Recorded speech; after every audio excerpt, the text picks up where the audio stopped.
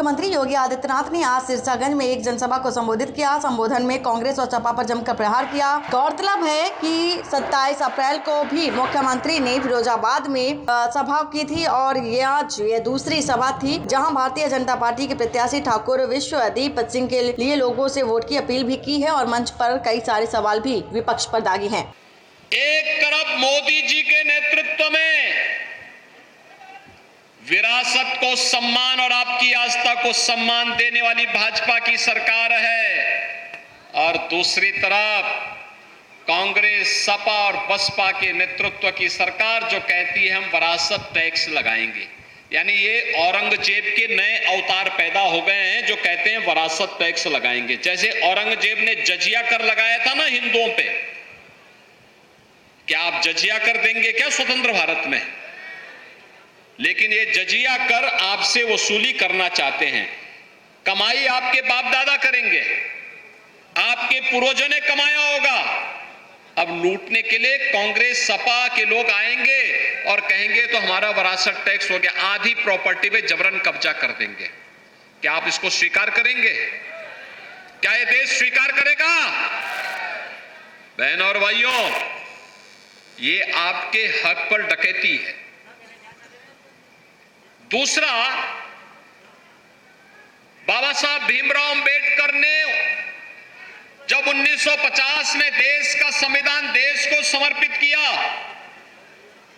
तो संविधान बनाते समय उन्होंने एक बात का उल्लेख किया था। उन्होंने कहा था धार्मिक आधार पर देश के अंदर आरक्षण नहीं हो सकता,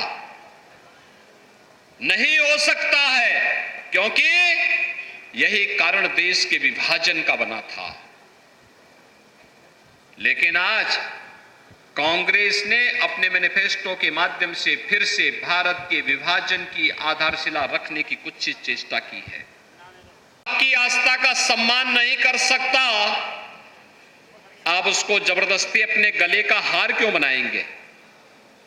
नहीं बना सकते ना? और यही कहने के लिए मैं आया हूं। कांग्रेस के लोग क्या कहते थे? कहते थे राम हुए ही नहीं। समाजवादी पार्टी के लोग क्या कहते थे? कहते थे कि अयोध्या में परिंदा भी पर नहीं मार सकता। यही बोलते थे ना? और बहन जी के हाथी के लिए तो बोलना ही क्या है, उसकी अपनी चाल है।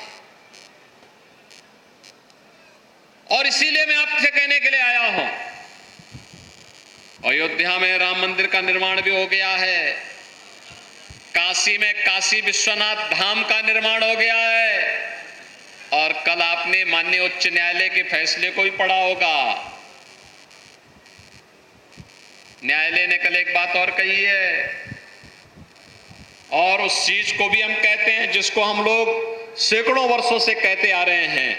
और बहनों और भाइयों, मैं फिर इस बात को कहता हूं कि मथुरा में जितनी भी भूमि है वह ठाकुर केशव देव की भूमि है, भगवान कृष्ण की भूमि है।